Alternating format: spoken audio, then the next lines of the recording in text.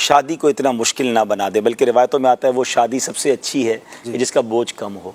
तो माँ बाप पर भी बोझ कम हो, अल्लाह करे कि ख़ास तौर पे लड़के वालों की तरफ से जो है ना, अगर ये क्या पैगाम मिलना शुरू हो जाए कि हमें कुछ नहीं चाहिए और हम बग़ैर जहेज़ के, या जो मुख्तसर ये जहेज़ होता है, हमारी मेमनी में कहते हैं चादर मुसल्ले में, भाई अगर चादर मुसल्ले के साथ यानी मुख्तसर 2-4 चीज़ें आप दे दें लेकिन कोई डिमांड ना हो। वाकई शादियाँ बहुत मुश्किल होती जा रही हैं, बड़ी महंगी होती जा रही हैं। और फिर इसमें जो है ना वही वाली बात है कि उन्होंने इतना दिया तो हमें इतना देना है। अच्छा, इसमें जो है ना मेरा ख्याल है स्टैंड लेना पड़ेगा नौजवानों को। खुद लड़का अगर अपने माँ बाप को कह देना कि मैंने, जब बीवी मेरी है तो फिर उससे क्या लेना है, भाई मैंने आगे भी ज़िंदगी पर मैंने उसके साथ उसकी खैरखाई करनी है, उसकी नान नफ़के का ख्याल रखना है, तो ये डिमांड वाला प्रोग्राम छोड़ दे और इंशाल्लाह वो कहे कि हमने कुछ नहीं लिया। अगर स्टैंड ले लें तो हो जाता है माशाल्लाह, और पूरे ख़ानदान में आपकी नेक नामी भी होगी, ये रिवाज की इज्जत होगी, पूरी ज़िंदगी इज्जत होगी। और बाज़ औक़ात तो इतना ज़्यादती होती है, मैंने देखा है अशफाक भाई, मुझे एक शादी इसलिए याद है कि हमारे करीबी रिश्तेदारों में वो शादी हुई, लेकिन उस पूरी स्टोरी का अंजाम बहुत खूबसूरत हुआ, तो मुझे बड़ा अच्छा लगा।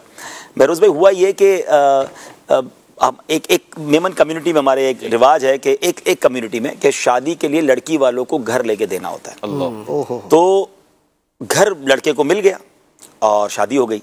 बाद में उस लड़के को पता चला कि ये घर देने के लिए ससुराल वालों ने अपना घर बेच दिया और वो खुद किराए के घर में चले गए।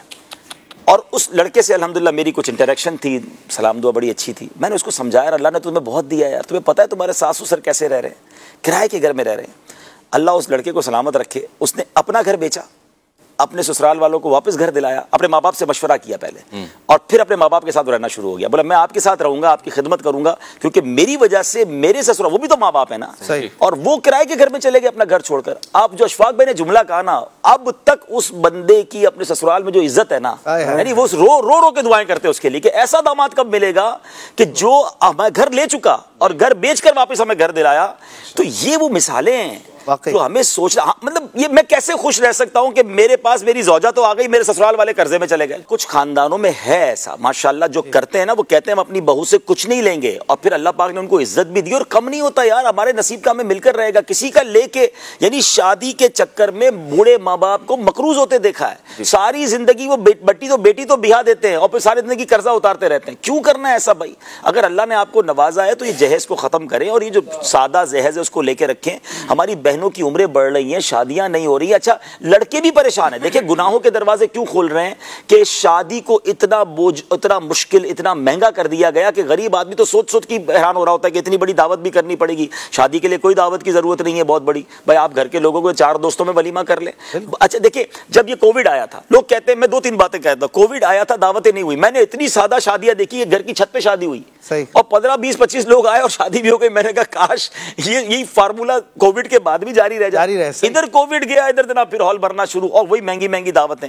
दूसरे नंबर पर कोविड ने तो बहुत चीजें सिखाई ना। जब ये कोविड के बाद पाबंदियां थी, मैं तो इतना हैरान, मैं एक दावत में खाना खा के बाहर निकला 9:30 उसके बाद बजे। अल्लाह अकबर, या अल्लाह ये भी पॉसिबल है। अच्छा, जब हम कहते थे ना दावत जल्दी कर दो तो कहते मेहमान नहीं आते, और भाई कानून के चक्कर में तो सारे आ गए। आप अपना कानून बना लेना कि भाई हमारी दावत 9 बजे। अच्छा, मैं कुछ सोसाइटी उनको जानता हूँ, कम्युनिटीज़ को, मैं नाम नहीं लेना चाहता ऑन एयर, बड़ा अच्छा लगा मुझे उन्होंने दावत दी, कहा अभी भाई 9 बजे खाना शुरू हो जाएगा, आप लेट आएंगे तो खाना शुरू हो चुका होगा। और वाकई पूरे 9 बजे खाना शुरू कर देते हैं वो हर शादी में। तो चाहे और पूरा हॉल भर जाता है उनका, क्योंकि उनको पता है ना कि ये हो जाएगा। तो हम अगर चाहें, विलिंग हो, तो हमारे खानदानों से, हमारी कम्युनिटी से जहेज भी कम खत्म हो सकता है। जो सुन्नत का जहेज का है वो रखें, बाकी ये डिमांड प्रोग्राम खत्म करें और शादियों को सस्ता कर दें। शादियों को, लोगों का काम ही बातें करना है। बहरोज भाई, आप 10 लाख का खाना खिला लें, उन्होंने फिर भी कह देना फला आइसक्रीम क्यों नहीं रखी, कंजूसी की है। जब 10 लाख के बाद भी ये सुनना है तो 50,000 में भी सुन लो यार, 9.5 लाख बचा लो, उनको उम्र पे भेज दो मियाँ बीवी को। खानों पे इतना खर्चा करना है, उससे बेहतर है यार कोई ढीकी का काम कर लें, किसी और की शादी करा दें। तो बहुत ज्यादा इस पर खर्च हो रहा है। अल्लाह करे कि हम सादगी करें, और ख़ास तौर पे अगर आप लड़के वाले हैं या आप खुद शौहर हैं या लड़के हैं, तो आप सामने डिमांड ये कर दें कि मुझे कुछ नहीं चाहिए।